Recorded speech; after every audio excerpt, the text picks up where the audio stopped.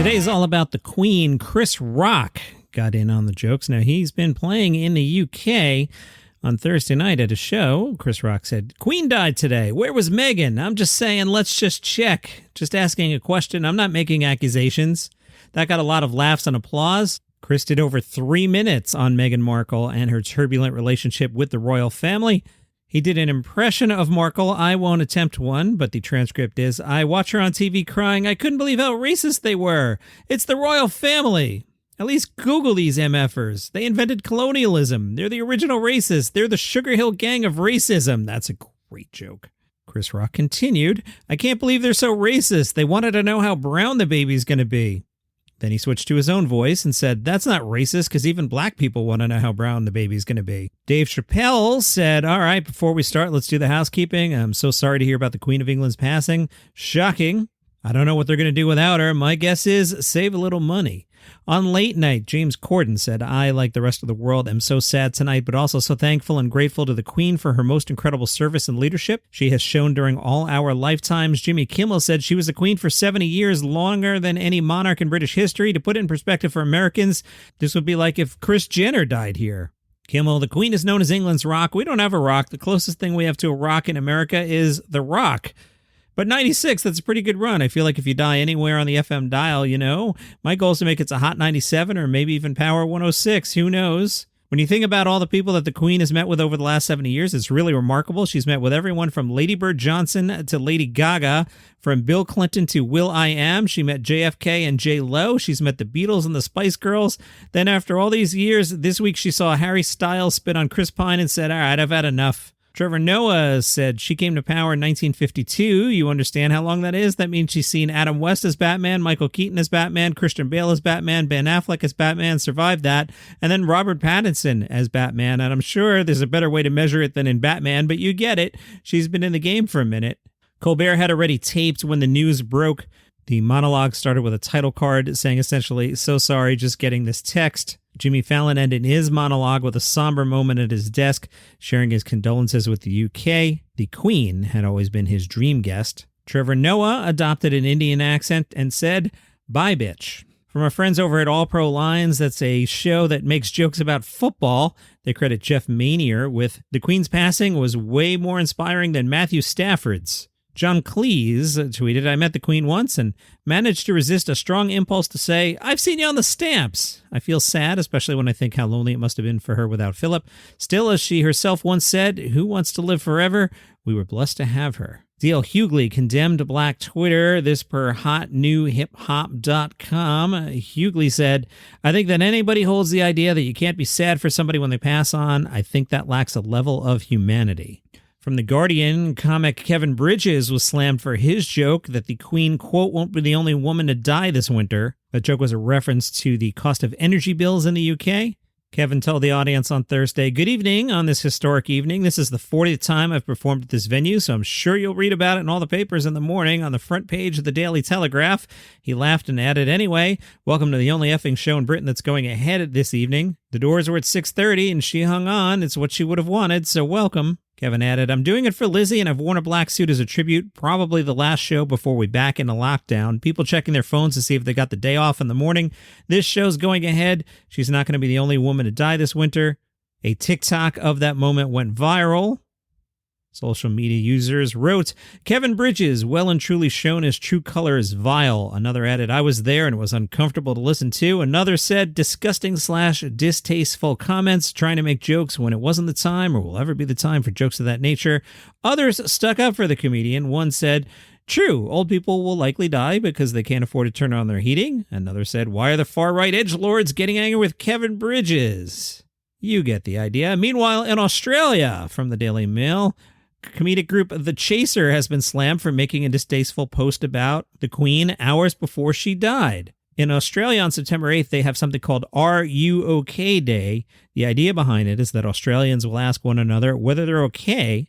The charity of the same name was founded by Gavin Larkin, whose father took his own life in 1995 to honor his dad. Mr. Larkin started a nationwide campaign for Australians to look out for those who we care about. All right, you got the setup there. The comedic troupe had posted a picture of the Queen with the caption, "Are you okay day? Not going well at the palace." And they had their picture of the Queen had a face. The post was uploaded about 5 hours before Buckingham Palace announced the monarch died. That said, the post was still available on the Chaser's Instagram and Facebook pages as of Friday morning, with followers erupting at the distasteful post. In a separate post, the Chaser joked, "Warning, crown spoilers incoming." And from Entertainment Weekly, Daniel Radcliffe was shocked by the reaction to a picture of the late Queen Elizabeth being featured briefly in Weird, the Al Yankovic story. Sometimes these comedy stories just all run together and are ridiculous. So it was Thursday night. As planned, they were screening Weird, the Al Yankovic story. Think about it. A fake biography of Weird Al is being screened at the Toronto International Film Festival. In the film, there's a montage of photoshopped images of Weird Al alongside notable figures. One of the figures, the Queen. Daniel Radcliffe, British native, was asked by EW about the reaction, and he said, Sorry, that was not genuine reaction, was it? I remember the image was included like literally about 10 minutes before walking out for the Q&A session. I was like, oh yeah, that's in there.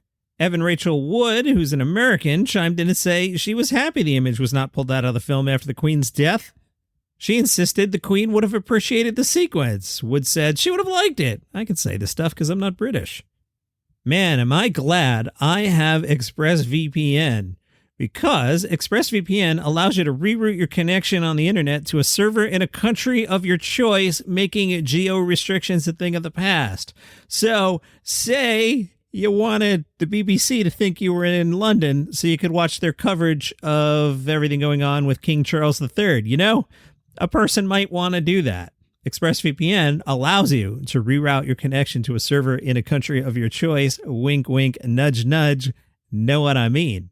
That's it. That's the selling point for this commercial. Fire up the app and connect with just one click. I know somebody who sometimes is in a basement in New Jersey, and he's got an ExpressVPN, and he just comes up here to the top menu and tells the BBC he's in the Docklands. It's been known to happen. All right, you can get an additional 3 months of ExpressVPN for free through the special offer when you sign up for a 1-year package. You go to expressvpn.com/DCN as in Daily Comedy News, expressvpn.com/DCN. Get 3 extra months free with a 12-month plan. Limited time offer for Daily Comedy News listeners. Vulture had a really cool idea. Scott Thompson from The Kids in the Hall used to portray the Queen in sketches, and they asked him about it. Scott Thompson said, "It's strange to feel sad for someone you've never met who lived a long, long life and whose death was not unexpected, but I do. I'm very sad.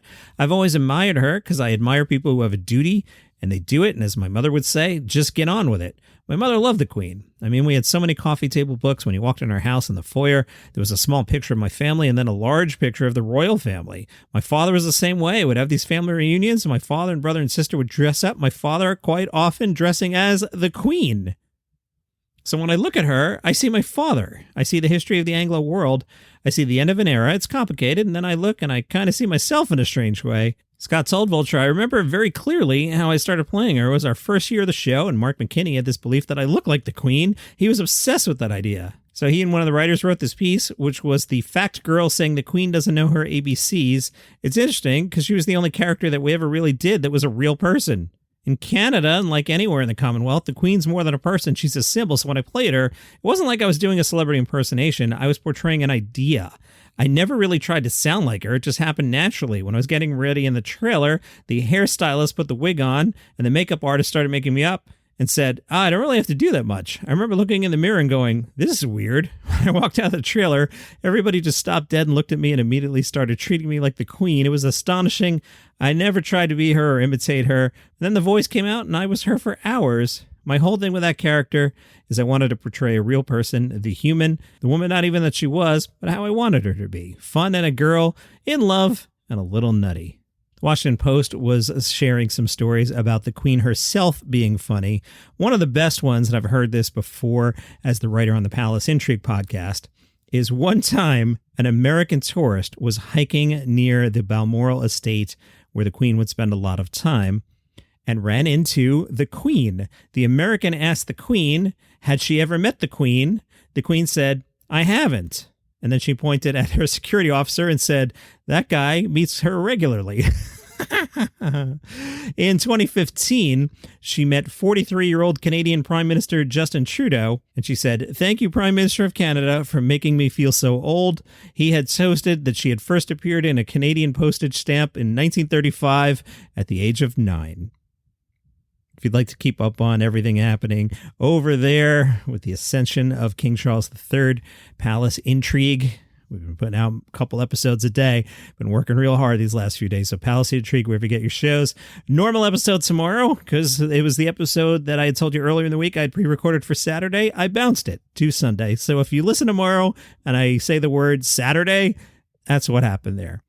Follow the show for free on Apple Podcasts, Spotify, wherever you get your shows. All right, you know the deal.